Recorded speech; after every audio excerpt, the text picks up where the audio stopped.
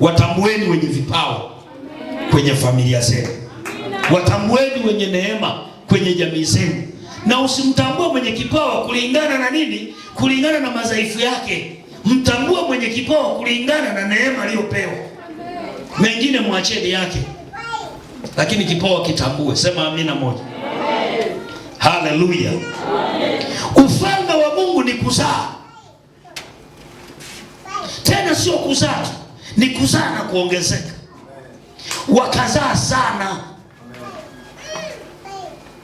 Kanisa lisilozaa sana ni tasa.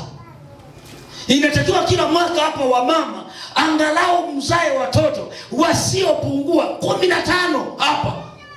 Sasa wamama simbuko zaidi ya 20, kwani hamzai? Zaa, leta hapo. Zaeni muongezeke. Nasema mzae mfanye. Lakini ni vizuri kila mwaka uwe na jambo jipya ambalo linazaliwa kwenye maisha yako. Usimalize mwaka bila ushuhuda wa jambo jipya lililozaliwa kwenye maisha yako. Umezalisha nini? Migogoro, magonjwa, matatizo, mateso? Au umezalisha fedha? Umezalisha biashara mpya? Umezalisha huduma mpya? Umezalisha washirika wapya? Au wewe umezalisha nini? Kila mti usiozaa matunda, jawabu lake ni moja katika ufalme wa Mungu: sharti ukatwe. Amina. Ili usiharibu miti mingine. Sasa kuna watu ukimwona hajafanikiwa wala hata usihangaike. Huyu ni mti ndani ya kanisa, inabidi ukatwe. Kwa sababu kanuni zipo. Usipofanikiwa wewe kulingana na umri wako, Mungu aguse kizazi chako. Huyo ndiye Mungu. Mungu anatembea katika maagano. Sasa inakuwaje kwenye maagano yetu sisi, wewe unakwama, mtoto wako amekwama, mjukuu wako amekwama, kitunguu amekwama, kirengo amekwama, mpaka na yule wa nyuma kule kabisa na yeye amekwama. Wote tupo tu. Sema amen. Farao alijua watu wa kuzungumza nao, sio wanajeshi, sio polisi, sio madaktari. Alizungumza na wakunga, ndio waliokuwa na roho ya kuzuia ama kuruhusu. Sasa na wewe, ili ufanikiwe, lazima iwepo siku moja kati ya mwaka au siku 2 au 7 ikiwezekana, ambazo unaamuru roho ya uzazi tu.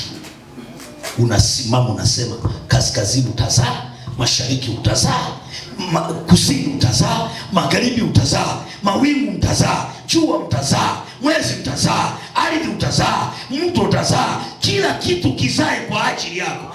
Kuna wakati unatakiwa uache kunung'unika, ukae katika shamba moja tu, uamuru roho ya uzazi iongezeke.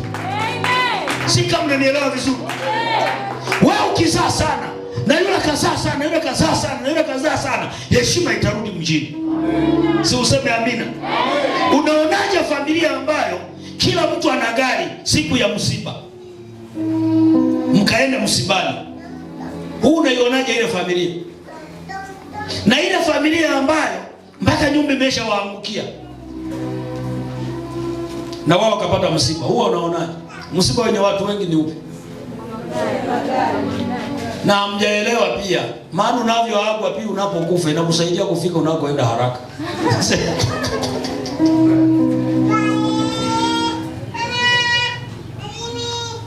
Yaani kuna mtu hata akifa watu wanajilazimisha kulia kwa sababu ni ndugu yao, lakini ukweli moyoni havimu. Ila kuna mtu akifa mpaka na watu waliotoka waliotoka nje ya nchi wanafika wanalia, kwa sababu alikuwa mtu. Huyu mwingine alikuwa nani? Ndugu zangu, kuna mtu na binadamu. Huyu mwingine ni binadamu, tutamsitiri tu kwa sababu ni binadamu wenzetu. Lakini kwenye mtu tunapata utu wake na matokeo aliyoyadhihirisha kwenye jamii. Sasa huyu mtu ndiye Mungu anamtazama sana. Na tumfanye mtu kwa sura yetu na kwa mfano wetu, wakatawale samaki wa baharini na ndege wa angani. Huyu mtu akatawale. Amen. Sasa unamjua mtu ni maskini, akitaka kununua kiwanja, anaenda kununua kiwanja cha hatua 13 kwa 13. Anaenda kukinunua Nyanguge kule ndani kule. Ndio anaenda kununua kiwanja. Na mimi nimenunua kiwanja. Huyu ukimchunguza vizuri kisaikolojia, atakuwa ana kichaa au atakuwa na kawenda wazimu mahali fulani. Nyanguge kazi zilizoko kule ni kuvua samaki. Labu baadishe uwe unajua kutengeneza pikipiki. Hakuna kazi nyingine huko zaidi ya kilimo, kuvua na kutengeneza pikipiki na baisikeli. Wewe una fani ya chochote kati ya hivyo. Unaenda kununua kiwanja Nyanguge, utateseka sana na vibarua vya Nyanguge. Uko wapi mpendo? Niko Mwanza. Tunakuja Mwanza sasa. Yuko Nyanguge. Umefika wapi? Mwanza mjini? Niko pembeni kidogo. Niko pembeni kidogo. Panda gari za kwenda Magu. Magu. Anasonga tu ameja. Nimeshapita niko polini sasa. Njoo tu ni hapa mbele kidogo. Nyanguge. Nimetafuta mteja wa kununua kiwanja kidogo kule Nyanguge. Hata haji. Watu wataki kwenda kijijini. Kwa kule tutaboresha tu tufuge samaki na nani? Tufuge samaki labda na ng'ombe huko. Lakini kwenye kuishi walio na madeni ndio wanaendaga huko. Wakiwa nakimbia madeni anabadilisha na namba ya simu. Lakini kama huna madeni huwezi kwenda huko. Halafu bora uende basi hata una gari. Unaenda una pikipiki utaugua mapafu wewe baridi. Kila siku unatua kutoka Nyanguge mpaka mjini. Unarudi jioni tena. Utaugua mapafu yatajaa maji.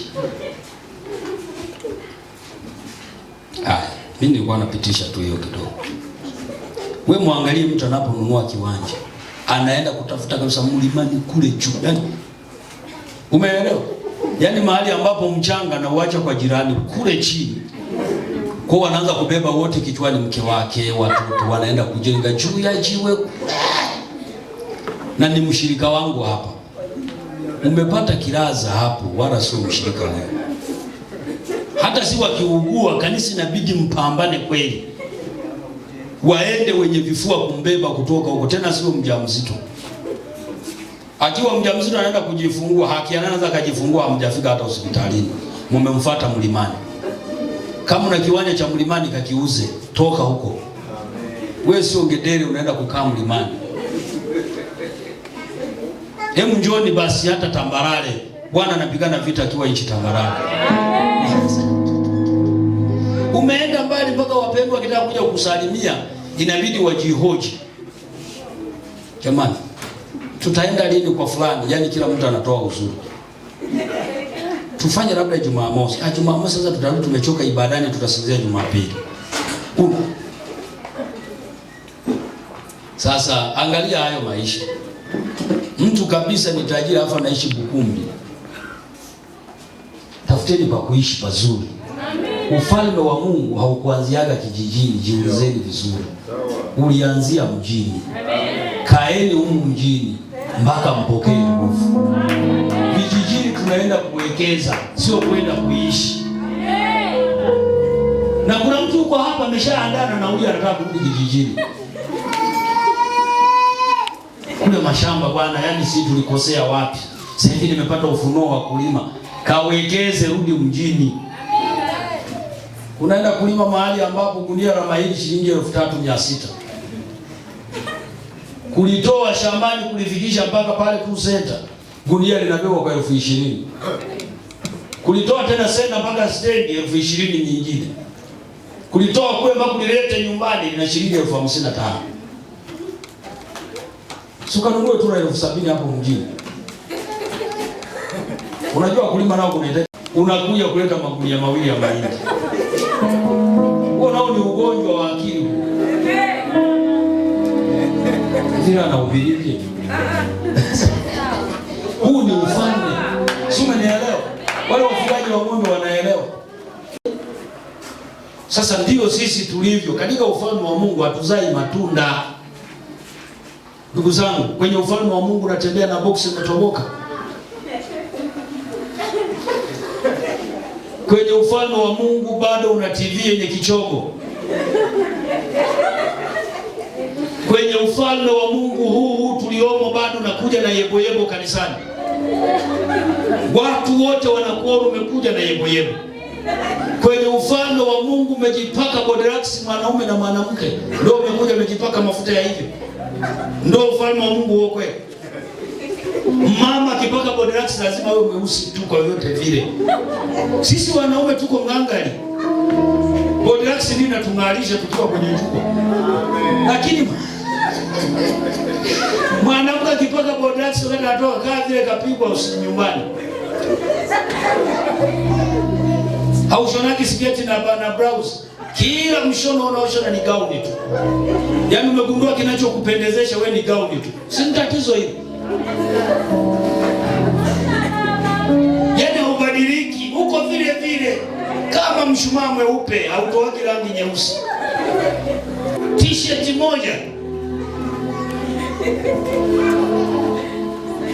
Kuna watu hawawezi kuuliza nguo za bei. Hawali vizuri, hawavai vizuri katika ufalme wa Mungu. Hautafanikiwa. Amen. Kuleni vizuri ili muwe na akili njema. Amen. Kuleni vizuri ili mjenge ufalme wa Mungu. Amen. Ni heri ule kuliko kuvaa. Ni heri uvae kuliko kujenga. Lazima ujue kutofautisha matumizi ya vitu. Heri ya kula ya kula. Heri ya kuvaa ya kuvaa. Na natunza mpaka tutajenga tu. Tutajenga. Watu wanatoka hapo, mama anatoka na gauni, ukimtazama anazidiwa na Mtakatifu Teresia. Maisha yake yamevurugika kabisa. Usifikiri kuna mwanamke mbaya usoni, maana mara nyingi watu naangalia reception hapa.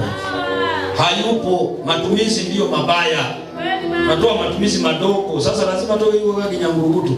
Sasa atakuwa mwanamke wa kufurahisha. Anakitambaa kama mwanasesere. Unafikiri hata kwenda kwenye maigizo. Akifunga kitambaa ndio anajiona ametokelezea. Wamama wengine wenye mvi kama zake wanapiga, zinanyooka nywele hivi, zimepakwa mafuta. Sasa mwenzako ameamua kuwa mama vitambaa. Piga vitambaa vya kutosha kichwani kila siku, ni kubadilisha cheusi, kesho cha buluu, unafikiri anaenda kutambikia.